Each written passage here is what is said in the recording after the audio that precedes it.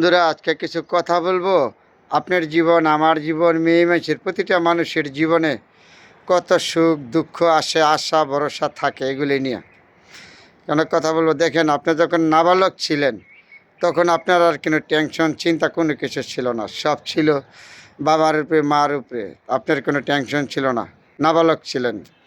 যখন আপনি সাবালক হয়েছেন, সাবালকের পরে আপনার চিন্তা টেনশন আপনার উপরে দায়িত্ব আসছে। কি কি দায়িত্ব আসছে?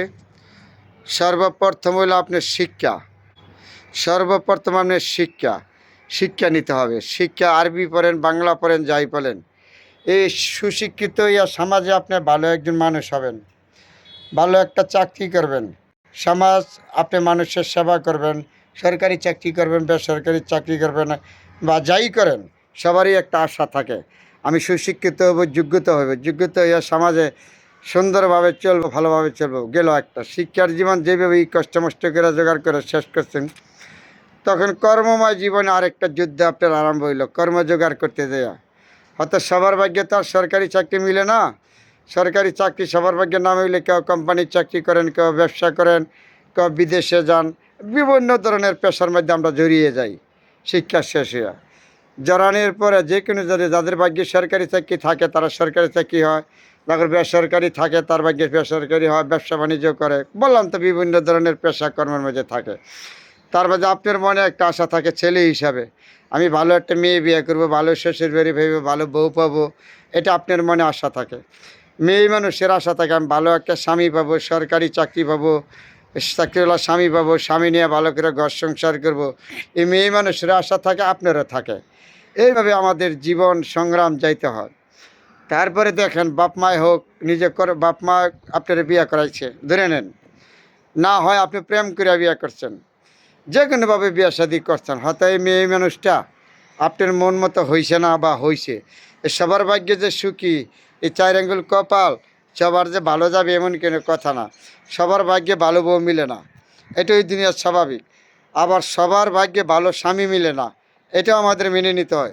এটাই আমাদের সমাজ, এটাই আমাদের ইতিহাস, এগুলি ধরে রাখতে হয়। কারণ আপনি যে আশা ভরসা করবেন ভালো ভদ্র বউ পাবেন, সুন্দর বউ পাবেন, বা শ্বশুরবাড়ি ভালো পাবেন, দেখেছেন আপনার ভাগ্যে মিলে নাই, আপনার ভাগ্যে দুঃখ দুর্দশা থাকে বউটা নিয়ে।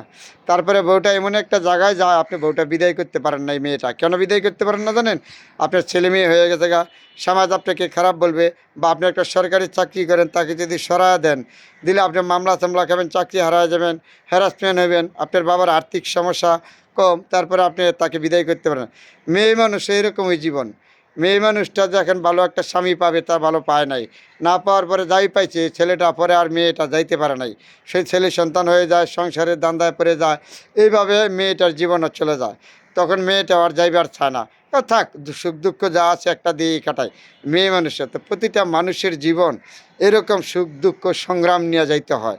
কিন্তু তারপরও যার ভাগ্যর ভাগ্যে মিলে, সবার ভাগ্যে তো ভালো বউ আর মিলে নাই, এটা পাওয়া যায় না। আর সব মেয়ের ভাগ্যে ভালো জামাই মিলে নাই, এটা হইল আমাদের সমাজ।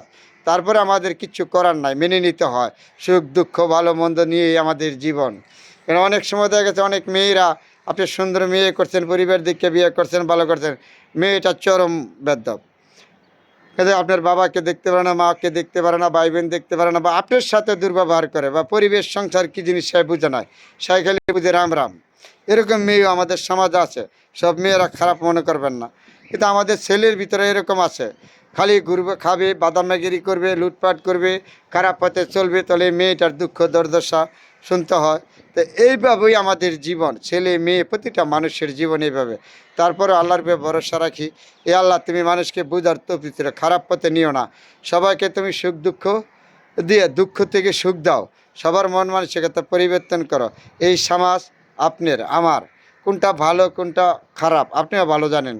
তারপরেও বলেছি, একজন মানুষের জীবনে সবগুলি আশা পূরণ হয় না, ছেলে হোক মেয়ে হোক, দুঃখ দুর্দশা থাকে, এটা নিয়ে আমাদের সমাজ। তারপরে আমাদের বসবাস করতে হবে, চলতে হবে।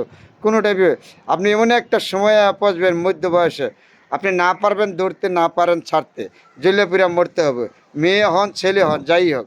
এইভাবে আমাদের জীবন সংগ্রাম যুদ্ধ শেষ করে দিতে হবে। তারপরে একটা কথা আছে না, থাকতে যদি না হয়েছে মরলে কি আর হবে, কবরেতে তাজা ফুল দিলে। এরকম সমাজ আমাদের সমাজে আছে বন্ধুরা। অনেকগুলি কথা বলেছি, সবাই আমাকে ক্ষমা দৃষ্টিতে দেখবেন। ভুল হলে আমাকে ভুল সংশোধন করার সুযোগ দিবেন।